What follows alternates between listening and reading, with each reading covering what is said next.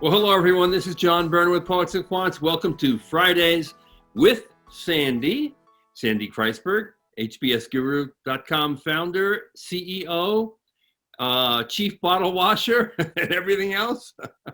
Welcome. We have a candidate, Orlando, who has a 710 GMAT. We're going to talk a little bit about that. 3.71 from Drexel in finance and accounting. He's had 3 jobs since graduating in 2014. First, he worked for a boutique, small regional investment banking firm and worked on M&A deals as an analyst. Then he did 2 years with a mid-market PE firm in private equity. Finally, he joined a cannabis company called Acreage Holdings. And unfortunately, due to the pandemic, he found himself pink-slipped. Since then, he's been throwing his energy into a nonprofit. Pretty damn good cause. It's called Leftover Cuisine, which gathers leftover food from restaurants that would ordinarily just throw it away and then gives it to shelters and food banks and homeless folks. His targets are Columbia, Wharton, Chicago Booth, Michigan Ross, Yale, and Tuck. 29 years old. Sandy, what do you think? Well, we got here a 3.7 and a 710. That is what you call a generic male applicant, non-underrepresented minority. So the first thing I would tell you is, what can we do about the 710? Now, we had some discussion before we started about that, but John, what's your advice and how could he do it? Well, clearly, tough love would be to take it again. Now, we know that Orlando took the test a number of times, but we also know that on the practice test, he scored like 730, 740. Now, I maintain on those practice tests that there's a little seduction involved. I think there's marketing involved. So when GMAT puts a practice test out, they want you to score better so you don't jump to the rival GRE test. Outrageous. That's what I think. So I think that practice test scores are not always indicative of what you're going to get when you get the exam. Now, the interesting thing about Orlando 710 is he got his highest score on the online GMAT, which kind of to me is almost counterintuitive. When he sat for the exam several times in a test center, he didn't do as well. So now the question is, GMAT has just announced that you can take their online exam a second time starting in late September. Should he do it? I say absolutely yes. I know Sandy agrees. The difference between a 710 and a 730 is, within this tiny universe, colossal. Do you agree, John? I think especially because, look, he did well at Drexel, but it is Drexel. And I'm not saying anything bad about Drexel. I'm just telling you that in elite MBA admissions, they go for elite undergraduate schools, and so you're going to be competing at Columbia, Wharton, and Booth in particular, and Yale and Tuck for that matter, with Ivy League grads, with near Ivy grads, with public Ivy grads. That's why you have to shore up the GMAT a little bit more, I think. Well, that would be the tough love. Let's say he doesn't. So Okay. we're dealing with his 3.7 and a 710. Well, I think he has and an interesting work. Yeah, very interesting, right? So what we've got is, you're a little older. You've got a 3.7, 710. Your work history was mid-market banking, mid-market private equity, and then you had the 10 months at the cannabis company. I don't know, you think the novelty factor might help him there? I think what he's done since the pandemic layoff is a big thing. And I think that, what your jobs show me, you are a scrapper, okay? You probably had to fight for that iBanking job. You probably had to fight for that PE job.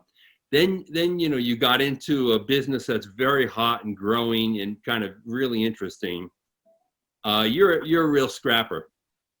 No doubt Yeah, I agree with that, and schools might credit that. Yeah. Or Orlando, tell us a little bit about who's one of my favorite questions. Name someone whose job you want in, like 15 years. Mm-hmm. So I do want to return to the cannabis industry long term, um, and I think I do have a short term goal of going into So what's consulting. the roadmap then? Yeah, so my near term goal is to go into consulting and round out my background, which is completely M&A with strategy experience, and take that experience and take it back into the cannabis industry long term. As far as specific individuals, there aren't a ton of people who've done that, but there are a good handful of MBAs who are in the cannabis industry. Sure. Good. You name those people. That's great information to have. It makes it sound both normal and exotic. Business school admissions committees like that. In fact, I think there are MBAs who founded cannabis companies coming right off campus recently. Yep. There's been a couple from Harvard and I think Wharton as well. We've written about them at Poets and Quants. Look them up. Your dreams can come true at your schools for sure. Even the least selective, which would be what do you think, John? Yale and Ross of this. Ross, maybe. Columbia, Yale, Ross, and Tuck to some extent. Tuck has opened up. Its acceptance rate is much higher than it used to be. So the more competitive schools are. Is that Columbia, Wharton, Booth, and Yale, and then a little less competitive is Ross and Tuck. I think you'd be ideal at Ross, at Tuck, at Yale. I think Wharton, Columbia. Don't you think it's going to be really hard? Unless I don't think you're getting in Wharton. Okay. He's got to get a 730 to have a shot. Even then, unless it's just too much silver and not enough gold for them. And you know what he means by that, right, Orlando? Work experience. Yeah, I mean, basically, you're going to be. It's not, and I think you're terrific, and I really like scrappers because I'm a scrapper. Okay, but you're going to be competing against guys who went to Princeton, who worked for Goldman Sachs, who then went to Blackstone and did PE. I mean, this is the problem, and you're a great candidate, well qualified to do well. Yeah, that's a Wharton. That's it. Yeah. Okay, so what do you think the reach is here? Columbia and Booth? Yeah, I think Booth you have a nice shot at, and that'd be a great school to go to. I mean, all of these schools, incidentally, are fantastic, great MBA programs. They'll allow you to get your consulting job, and they'll give you the education and the training to do a startup in cannabis or to get a cannabis job later. Yeah, in terms of the big picture, only Wharton could make a difference in your life, and I don't think you're getting. Wharton would be a different gold level business school, and even then, you might not like it. But John Sandy says the experience, the outcomes, the people you're going to meet are pretty similar at Columbia, Booth, Ross, Yale, and Tuck. What do you say? I agree. Yeah, so any one of those is a good outcome. And I think that 710, someone's going to have to like you because that's an anti-dowry, if you know what I mean. That means you're below the male underrepresented minority. Yeah. Yeah, because when you look at those averages and even the medians, it's reflective of people who get lower GMATs, but it's a different category of people, really.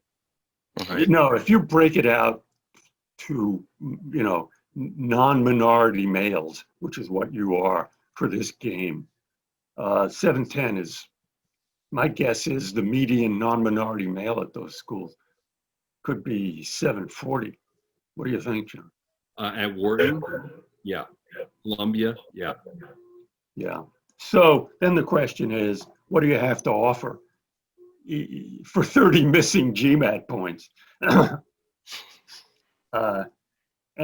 the fact you're unemployed, even though you're making a great run of it. And there will be a lot of unemployed people in the candidate pools this cycle, no doubt about it. Okay. Yeah. Okay. So I think what's his essay? What should he be saying about himself that's going to like swing the odds in his favor, Sandy? I mean, we don't know much about your personal story, and I don't know if it's you got laid off. The standard essay is this. You don't have to write it this way, but the standard essay is, my goal is to be an impactful leader. Okay, and then here, what do you say? In what field? What industry? You can't say cannabis. It's too narrow, don't you think, John? You cannot present yourself. Hot growth area. What's the space? Is Canada or Orlando? Is there a space that cannabis is in? Yeah, so in the U.S., it is projected to double in the next 5 years. What do they call it? Growth. Cannabis industry, consumer products. Some consider it pharmaceutical. Consumer pharmaceuticals. Yeah. I then go with cannabis, man, and then explain yourself. My goal is to be a leader in the fast-growing, cannabis industry in the U.S., which includes doing blah, blah, and blah. So what would blah, blah, and blah be? What does the industry do? Grows it, distributes it? Yeah, so there are a lot of brands that are trying to expand nationally. So that can be a part of it, a strategy role in helping expansion into new markets. Yeah. Okay. You also should mention the point that someone made, that they're, unlike other industries, there's not going to be a shakeout and two major players because of the legal stuff. Is that right, John? Yeah. So the state laws are different. Yeah, so it's going to remain, it's going to remain to some degree a fragmented industry. Right. People trying to consolidate it and get bigger. Right? Yeah. So my goal is to be a leader in the cannabis industry, which is growing, but, probably will remain decentralized. Then you have to say, I admire leaders like A and B. Who are they? So there is one CEO of one of the large national operators, Ben Kovler, who's a Booth MBA. So someone like him. Yeah, that's good. My goal models are people like this guy who's got an MBA from Booth and has done this and that, and then you name some other people. Okay, so that's the beginning of the essay. Then comes the hard part. You have to say, there have been several professional and personal experiences, as well as certain individuals who have, helped me form these goals. So then you have to point to like people who inspired you, or experiences, or companies. So can you do that? Yeah, I'm a first generation college student, so both my parents were immigrants, and that's a really big deal, okay, because you went to Drexel and you're a scrapper and your jobs indicate that. That's another piece of evidence that's going to allow them to say, okay, of course he would go to Drexel, because he wasn't privileged to go to Princeton and Yale and Harvard, okay? That's a very important piece to put in here, high up. Yeah, that's good. What do you think the influence of your parent? What do your parents do? we had a family takeout restaurant growing up. Perfect. So okay, that's a great story. One influence has been my family, who are first generation immigrants, and started a restaurant business, and I assume they worked 24/7, like most people in that business, right? Right. Yep. And I've with the nonprofit, with the Rescue and Leftover Cuisine, it kind of ties me back into That's my another upbringing. good one. Yeah. So that's one influence. It's been your parents. And then could you point to another influence? I guess like going through my career, I've had supervisor who's had an MBA, and he followed a pretty much identical career path that I followed, banking, PE, corporate development. He went on to get a Kellogg MBA, and he's Perfect. encouraged me to apply. Right. Yeah. Good. Another influence has been this guy. And, if you can come up with a third one or so, there you go. That's your essay. Don't you think, John? Yeah. Now he also needs to explain why he's unemployed, and I think how he explained it to us is a very important piece of the puzzle, because if you're going to say, cannabis is a fast-growing industry, there's going to be people wonder, well, why would they lay people off? So you need to let them know that the equity markets freezed up, their access to capital was closed down, and that's why they had to undergo a significant layoff. You need to explain that. Yep. That's where I'm going with the optional. Yeah. You don't want people thinking you were laid off because you didn't perform well in a fast growth industry. Yeah, they'll buy that. Yeah. The thing you're more concerned with is what have you done? That's really, which is another really positive here. Yeah, in the essay, or sometimes the application gives you space to do that. Anything else you want to explain? Yep. You can explain it there or in the essay or both places. So he should still take the GMAT again, right? One more time. Well, unfortunately, Sam, it's easy for me to say. If you can get a 730, your life becomes a lot easier, man. Well, here's what I'm thinking. He's working 20 hours a week at the nonprofit. He's got some time on his hands. He can take the test at home again at the end of September, early October. See if you do a little bit better. If you do, you do. You don't, you don't. Then you have your 710. 710 is respectable. It's strong. Unfortunately, given this whole profile for Wharton and Columbia, it doesn't help you a whole lot. Well, right. Do you know what the median GMAT is at Columbia, John? 730? I bet you it's close to 730. Yeah. Now, All right. In the latest class. On the one hand, you go, what's 20 points? On the other hand, these guys live or die by these numbers. Yeah, and let me tell you, they'll sit around the admissions committee if it gets to that, and they'll say, well, his GMAT's 20 points under our median. That's all the start. That's a starting sentence when they start talking about you. Yeah. Unfortunately. Then hopefully they say, but he's got great experience. He's a first-gen student. He's really been a scrapper. He was laid off, unfortunately, but made the best of it. That's what you want to hear. Yeah, you've got to provide that speaker in the admissions committee to make it real clear. Okay, John is presenting your lawyer's case at the admissions committee, but your lawyer doesn't get a chance to go there.